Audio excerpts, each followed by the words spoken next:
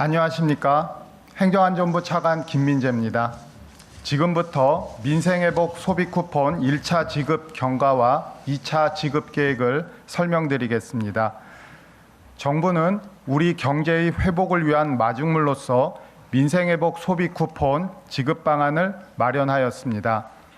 7월 21일부터 1차 신청 지급을 시작한 이후 9월 11일 24시 기준 1차 지급 대상자의 98.9%인 약 5,005만 명이 신청하였고 9조 634억 원이 지급된 것으로 집계됩니다. 이는 지난 2021년 코로나 상생 국민지원금 신청 지급률인 98.7%를 상회하는 기록입니다. 민생회복 소비쿠폰 1차 지급 이후 소비 회복과 소상공인 매출 증가 효과가 나타나고 있습니다. 소비자 심리 지수는 소비쿠폰 지급이 시작된 7월에 2021년 이후 최대치인 110.8을 기록하고 8월은 111.4로 7년 7개월 만에 최고치를 기록했습니다. 4월부터 석 달 연속 하락하던 소상공인 경기 전망 지수도 8월에 반등한 이후 9월은 88.3으로 올해 최고치를 기록했습니다. 또한 8월 29일 통계청이 발표한 7월 산업활동 동향에 따르면 전월 대비 국내 산업, 생산, 소비, 투자 부문이 모두 증가하는 트리플 상승이 나타났으며 그중 상품 소비를 뜻하는 소매 판매 지수가 전월 대비 2.5% 늘어나 29개월 만에 최대폭으로 증가한 것으로 나타났습니다. 정부는 민생회복 소비쿠폰 2차 지급을 통해 이러한 소비회복의 흐름을 이어가고자 합니다. 2차 소비쿠폰은 소득 상위 10%를 제외한 90%의 국민께 10만 원씩 지급됩니다.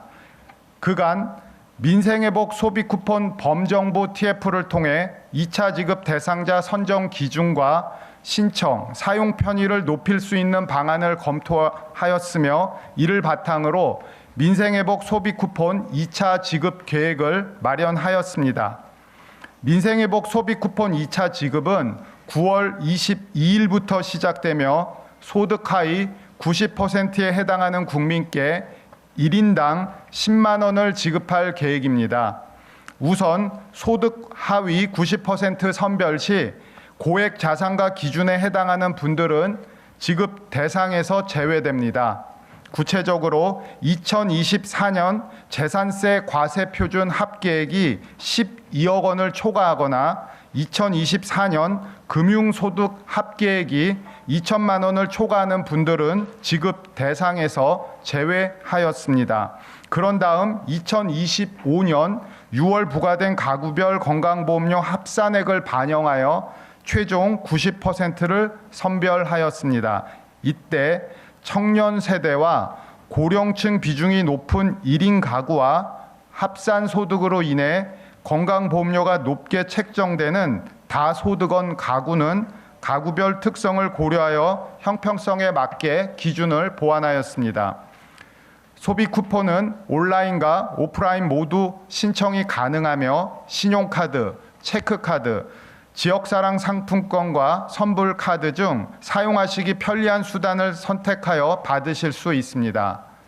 사용 기한은 1차와 동일한 11월 30일까지로 반드시 기한 내에 사용하셔야 합니다. 1차 대비 주요 개선 사항을 말씀드리겠습니다. 먼저 군 장병은 복무지 인근 상권에서도 소비 쿠폰 사용이 가능해집니다. 민생회복 소비 쿠폰은 주민등록상 주소지에서 신청하고 사용하는 것이 원칙이나 병역 의무를 수행하는 군 장병들은 2차 지급부터 복무지 주민센터에서도 소비 쿠폰을 신청하실 수 있습니다. 신청 시에는 해당 지자체에서 사용 가능한 선불 카드 등을 지급할 예정입니다.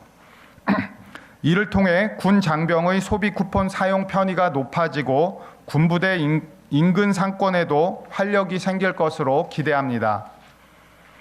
다음으로 소비 쿠폰 사용처도 대폭 확대됩니다. 원칙적으로 소비 쿠폰은 연 매출액 30억 원 이하 소상공인 업종에서 사용하실 수 있습니다. 다만 사용처가 부족한 농어촌 지역 주민을 위해 읍면지역 하나로마트와 로컬푸드 직매장 일부를 사용처에 포함하였으며 2차 지급부터는 연 매출액 30억 원을 초과하는 지역 생협도 사용처로 포함될 예정입니다. 민생회복 소비쿠폰 1차 지급을 통해 어렵게 되살린 내수회복의 분위기가 2차 지급을 통해 지속될 수 있도록 관계부처 모두 만전을 기하겠습니다. 특히 소비쿠폰 신청, 지급, 사용 전반의 과정에서 국민께서 불편을 느끼시지 않도록 제반사항을 철저히 점검하고 국민 한 분 한 분의 여건을 세심히 배려해 나가겠습니다.